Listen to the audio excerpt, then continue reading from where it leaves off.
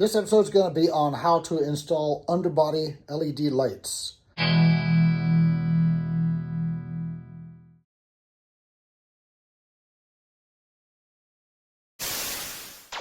got these pretty cheap. This is part of the conversion from golf course rental to cool rig. You go into the campgrounds, you'll see a lot of them have this type of stuff. If you don't want to have it on for some reason, you just turn it off and nobody knows you have it, and you don't look like an idiot driving around the neighborhood. But then when you get to the campgrounds, you can turn it back on because we love idiots sometimes. El Presidente said, "Oh, we're going to be those people." Yes, we are. The first thing you got to do is figure out where you're going to put stuff. Some of it's obvious underneath. Here are the LED strips. Notice, okay, so they all start right here, fairly even. You got two that stop here and then two that keep on going. So the long ones are going to be my front to back, and then the short ones are going to be the front side to side and then the back side to side. Now, the controller is what I was wondering about. I don't know how waterproof the controller is. And then there's also the remote that I need to worry about. All kinds of options. The thing is, this is not going to be living indoors all the time. So I don't want this getting soaking wet. I don't want the controller getting soaking wet, splashing, going through mud puddles and stuff. You know, that's not very waterproof right there. That's where the power goes in. So I got to thinking about it. I'm going to mount it in this cubby hole right in here, and I'm probably going to mount it up to the top. So like something like that. And then with the remote, where'd I put that? Here we go. I'll probably put some Velcro on it on the back and then mount it up there also, just like that. And that way it's up out of the weather and out of the puddles that may or may not form in here. And it's all right there at your disposal. Now all I got to do is crawl underneath, get these things stuck on there, and run the wires. Using the adhesive to put the lights up underneath, I'm also probably going to use some zip ties. And you see I try to keep an assortment on hand. Now, the one thing to remember, never, ever use the white ones outside. Unless you're only going to use it for like a season. For some reason, the white ones do not last very well outside, especially in the sun. The UV protection is just not there. These will last for years. Those will last for months. One thing I haven't really mentioned, matter of fact, I never really looked at it until now. You got to remember, this is a 30-year-old golf cart. This is in pretty good shape. Yeah, I got a little bit dents right here where it's hit something right here, but it's not rotten. You can see where it bottomed out right here on something, but it's just light rust. That was that POR that I put on there on the battery tray. But all in all, this thing's in pretty good shape under here. I am not disappointed. So I use a little bit of carburetor cleaner. You could use brake clean just as easily. Matter of fact, brake clean's probably better and definitely cheaper. But I have brake clean, or I have gum out carburetor cleaner, and I'm almost out of brake clean. Run the cleaner along the frame rail, and then I did the double-sided sticky tape and stuck it on here. Now this is actually for a car. This is not golf cart size. So I had to go clear up in there, and then all the way back here, and then it gets kicked up in the frame rail. It actually goes up in here. All I got to do now is put on some zip ties, just for double reassurance, and then move over to the other side. Now once you have the zip ties on here, you've got these big floppy tails you need to worry about. You leave it like this, it looks stupid. Makes you look lazy. So you could just take some wire cutters or even just a knife and just cut them off like that, right? Don't do that. These edges will make you bleed. I mean, they're that sharp. Literally, they will cut your flesh.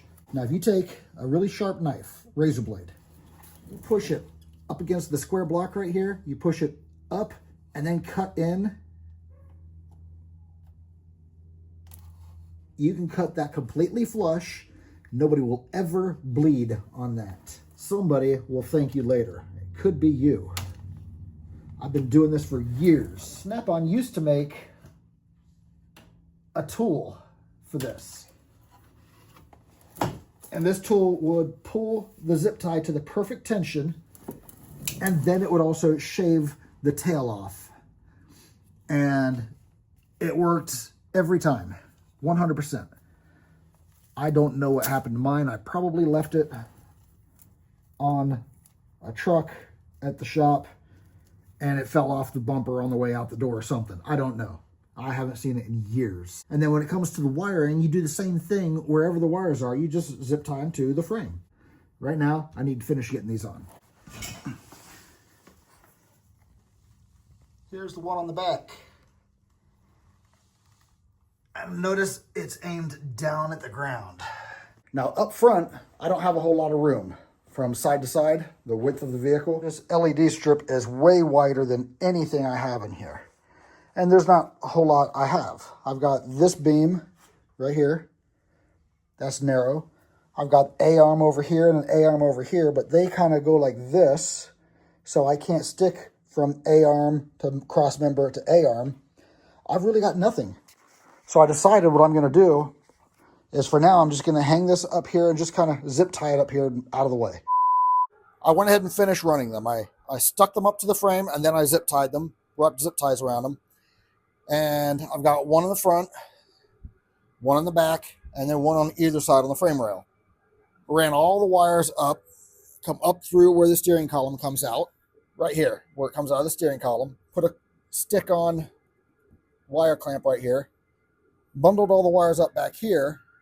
And then with the 3M double-sided sticky tape, I stuck the control box up here. There's also a plug on the back for the 12 volt. And it goes back down this and down and up into the engine compartment. But now I just hit this and I've got a light show.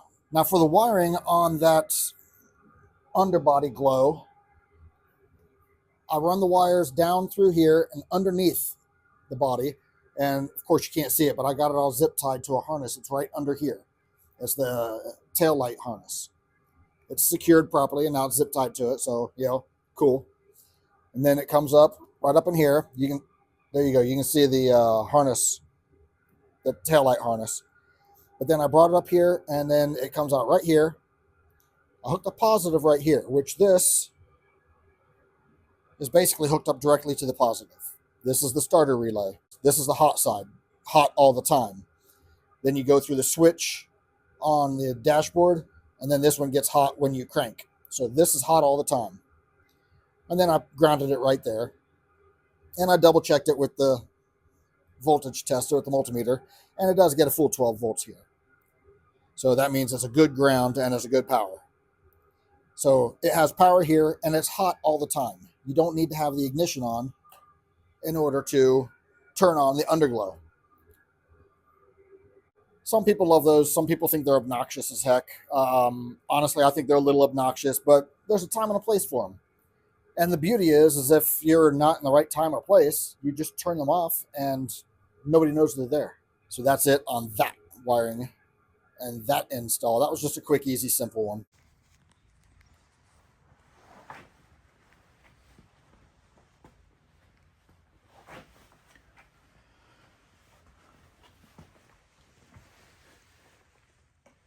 It's on the trailer in the garage. That's the best I can do right now to close out this video. But there we go.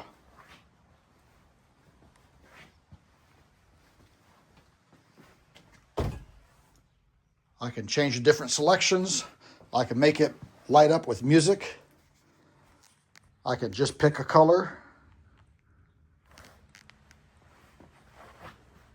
And it's pretty cool in all reality. I like it. So anyways, check back later.